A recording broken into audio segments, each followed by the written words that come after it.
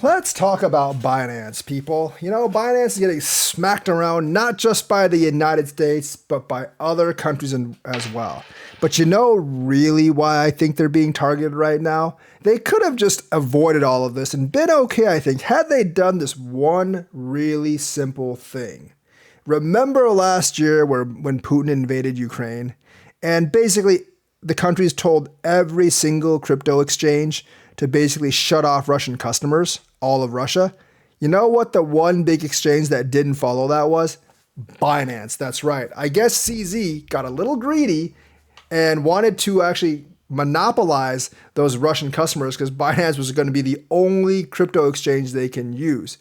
At the time, it seemed like the other countries couldn't do anything, but now, they're generally leaving the other, besides the United States, of course, the US is going insane with all these crypto exchange prosecutions, but the other countries seem to be leaving all those other exchanges alone and they're targeting Binance. And I have a feeling it's because Binance didn't isolate Russia. It kind of like all the DOJ stuff and all this new stuff actually started right after they basically said, no, we're going to continue servicing Russia. We're just going to blacklist the oligarchs and people on the sanction list. Obviously, the powers that be didn't really like that from CZ. This all didn't start after FTX. Most of this international pressure and a lot of the US pressure actually started after February 2022. After the Russian invasion. And after the whole Russian invasion thing, they started really, really topping in on Binance. They're like, okay, you're not going to abide by our sanctions. We're going to launch investigations into your exchange. Because remember, these investigations actually started a little bit before the FTX thing, before FTX fell apart. Gary Gensler might have a hard on for CZ because of the FTX thing, but the government entities actually were targeting Binance for a couple of months before that, stepping up for this. And I do think that originated with the Russian invasion because every other exchange did actually to agree to stop servicing Russian nationals and Binance did not. So they basically got charges of money laundering and tax evasion because we all know that those Russian oligarchs are going to use different identities. So it's not very hard for the feds to find some kind of information or some kind of suspicion that Binance, and not only the feds from our country, but the feds from the other countries as well, to find suspicion in stuff that CZ was doing or that Binance customers were doing. So CZ kind of tried to play 3D chess, but he kind of lost.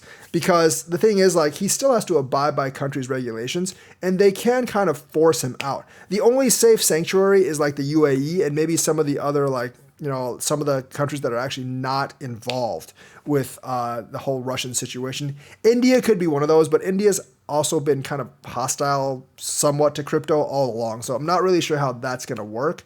But Binance, I do believe, is facing this huge, huge amount of scrutiny. Mainly because CZ, I think, got a little too greedy and tried to service the Russian customers instead. Maybe that was because of a moral obligation, we can't just turn our back on all the Russian citizens just because Putin was crazy and decided to invade Ukraine.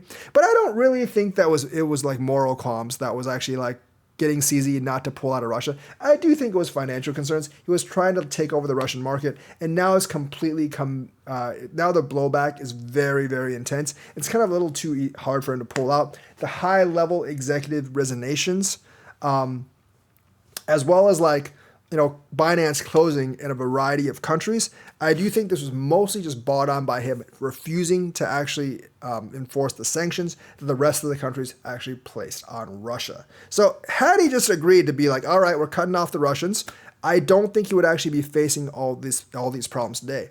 I mean, maybe from the United States, from the other countries, I don't think so. And I do think most of the money laundering and tax evasion charges do actually kind of stem from that. So let me know what you think, like and subscribe. By the way, if everyone's sanctioning someone, you should probably sanction them too if you want to run a viable business.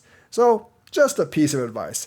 So let me know what you think, like and subscribe, hit that bell notifications button. Thank you and have a nice day.